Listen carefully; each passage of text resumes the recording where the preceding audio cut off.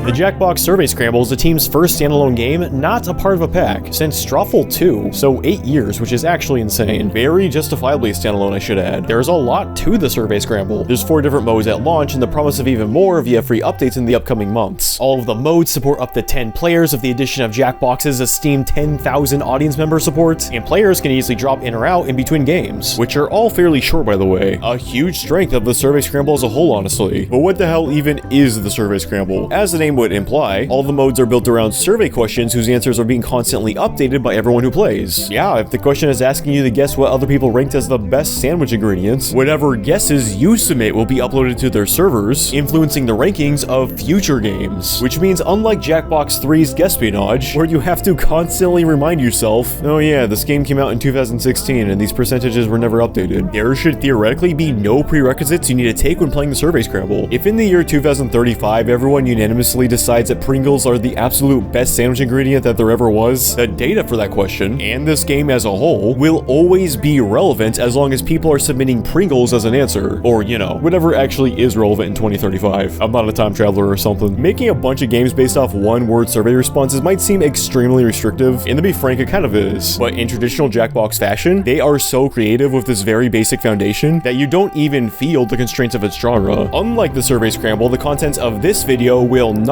be updated, but I can at least show you the variety you can expect at launch. The first mode is Hilo, and it is pronounced Hilo as in high answers and low answers, not Hilo as in the place in Hawaii. When I realized that, I felt like an idiot because I was pronouncing it Hilo before launch. Staying with the sandwich category as an example, the first half of the game will ask all the players to vote for what they think the top voted sandwich ingredient is, with players being awarded more points the higher their answer was ranked. Something that's been a little contentious is the decision to split points amongst players who guessed the same thing. I've heard a lot of people voice their distaste in the feature, and to be honest, I didn't know how I felt about it initially either, but after giving it some time, I think I actually like the inclusion of this, and here's why. Survey Scramble doesn't have that many categories. There's seemingly a sizable number, and I'm sure more will be added over time, but at least at launch, it seems like the current pool is around 100 if I had to guess, which sounds like a lot, but considering how fast these games are, you can go through a lot of categories in a pretty short span of time. After playing for only an hour, it's not uncommon to recognize at least one survey out of the 3 that players get to vote for. Oh yeah, by the way, every mode lets your group pick what survey category you want your play session to be built on, so if players try to re-enter the answers they already saw in previous play sessions, they and the other players who try doing that will potentially be punished for trying to game the system. I guess the counter argument would be that you need at least 2 of the players who have already seen the prompt for this train of logic to work, and there probably should be a toggle ultimately. But again, I think I do like the splits inclusion. After going for the top answers, the second half of the game has everyone trying to guess what the lowest ranked answers are. It's fun trying to guess something low that's still somehow on the list, but this is also where my only critique of the mode comes in. A lot of these surveys will have upwards of 300 answers, most of which being utter nonsense. Like, what's a low-rated sandwich ingredient? I don't know, juice? Yeah, sure, that makes sense. So all this round turns into is all the players entering complete and utter nonsense, oftentimes ignoring the prompt outright, to find a handful of miscellaneous things that probably shouldn't be on the list at all, because the reality is at the bottom of any survey list is going to have a bunch of irrelevant gibberish. And since the lower the word, the more points you get here, it's those irrelevant gibberish answers that shouldn't even be here that are giving players the most points. In fact, the second half of Hilo gives out more points than the first half, which means that spamming random words until the game takes something in the second half scores you more points than critically thinking about what the number 1 answer might be in the first half. I do think the servers should be keeping track of this many answers for at least one of the modes we'll be looking at. But for Hilo, there really should be a cutoff around 100, maybe 150, so that way, the game is still asking players to be conscious of what the category is. In a game built around a specific survey prompt, the best strategy shouldn't be to ignore it completely. Finally, the game is capped off by giving you 2 words on the survey, and having you vote on which of the 2 you think is ranked higher. Correct guesses are rewarded with extra points, and a winner is declared. Hilo is a great introduction mode, with its only real issues being in regards to voting for the lower half, but that's hardly enough to ruin the mode. If you plan to play Survey Scramble with friends, I'd recommend starting with this mode as it does a great job at helping players wrap their heads around the survey foundation the game is built on. Next up is Speed, which is laid out similarly to Hilo, with the difference being that instead of thinking carefully what your answer will be, you just go, go, go. Type as much junk as you can until the timer's up. This is the mode where having a huge list of words makes more sense since players will be submitting so many words in such a short span of time. The game will end if it goes on long enough without new answers being submitted, but otherwise, as long as more and more prompts are being submitted, the score multiplier for answers will continue to get higher and higher. Strange to say, but despite being mostly indifferent to speed as a mode, this is probably my favorite implementation of a score multiplier multiplier in a Jackbox game. It's pretty commonplace in Jackbox games to have the later rounds double or sometimes even triple the points you would normally get. It's occasionally to the point where you could argue that the score multiplier in certain titles just breaks them outright. That last round in Quiplash 3, for example, is triple points, and that can make things feel lopsided. What I'm getting at is that Jackbox games will make later rounds give out more points because, well, just because. It's just sort of the thing they're expected to do, I guess, to increase tension. But here, in the speed mode of the Survey Scramble, making guesses give out more points as the game progresses actually makes a lot of sense, since as people submit more and more answers, it's just inherently going to be harder and harder to submit something new. Despite not caring much for the concept, it's done really well. Honestly, I can't even think of a single thing wrong with it. Next is mine and apparently everyone's favorite mode, Squares. This is basically a team-based tic-tac-toe. You decide on two separate teams at the start, and then each side takes turns claiming squares. So if you want the top left square, you need the first or second most popular answer indicated by the numbers shown on said square. But the catch is that squares can be stolen given the highest answer for it hasn't been revealed. So for example, the top right square's answers 6 through 10, right? If you claim that square with the 8th most popular answer, the other team can still steal it from you if they find answers 6 or 7. And if you happen to get the highest ranked answer of a square's given range, you will lock that square for yourself, making it impossible for the other team to steal. After all, if you have the 6th most popular answer in a square labeled 6 through 10, anything higher would be a completely different square. I'm probably making it sound way more complicated than it actually is, but trust me, it's super simple. Anyone who looks at the screen for even 10 seconds will immediately pick it up. As you'd expect, the first team to fill out a line, whether that be horizontally, vertically, or diagonally, secures a win. A feature here that I really like is the ability to submit answers when it's not your turn. At any time, all the guesses you and any of your teammates submit will be added to a list only you guys can see. So while the other team is taking their sweet ass time to think of something, you can pitch ideas to your team without, you know, needing to say stuff out loud and then having whatever you say get stolen by the opposing team. Like I said, this seems to be the fan favorite of the currently available modes. It's a ton of fun and surprisingly hype when you're able to snipe a square or complete a line. That's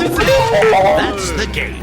Lastly is Bounce, the most complicated of the modes by a lot. Straight up, I felt like an idiot playing this. I still don't know if I get the specifics, so bear with me here. This is another 2-team deal, and the premise itself isn't that complicated. It's vertical Pong. I guess maybe making it more comparable to Breakouts, except you move your paddle by entering answers. If you want to move your paddle all the way to the left, you give it a top answer of the survey. If you want to move it to the right, then give it a low answer. And if you want your paddle in the middle or anywhere in between, you likewise feed it an answer that's somewhere in the middle. Which team has control of the paddle will swap between bounces, and if the opposing team misses the ball, you score a point. First to 5 points, by the way. Some of the design choices made feel so counterintuitive that they made this otherwise basic game oddly confusing. Down to something as simple as how the game is oriented. I mean, we all know Pong, right? I know we're talking about a game from the 70s, but surely everyone has seen Pong. One paddle on the left, a second on the right, and a ball that bounces between them. The paddles in Pong move up and down opposed to left and right, which for the purposes of a game in the Survey Scramble should make the most sense, right? If they were to keep this basic layout, then higher answers would have moved your paddle higher, and lower answers would have moved the paddle lower. Both Hilo and Speed represent the survey as a vertical top to bottom list, so I don't know, you would think that would make the most sense. Not to mention, modern displays are wider than they are tall, so there would have been plenty of time for the ball to travel between paddles. But instead, no. They oriented it vertically, which means high answers move left and low answers move right, which is already less intuitive than an up or down system. Then, since having a second paddle at the top wouldn't give the other team nearly enough time to react, both teams' paddles are at the bottom, the ball will bounce off the ceiling, and the catch is that anytime a team hits the ball, their paddle disappears so that the opposing team's paddle can reappear. Like, what?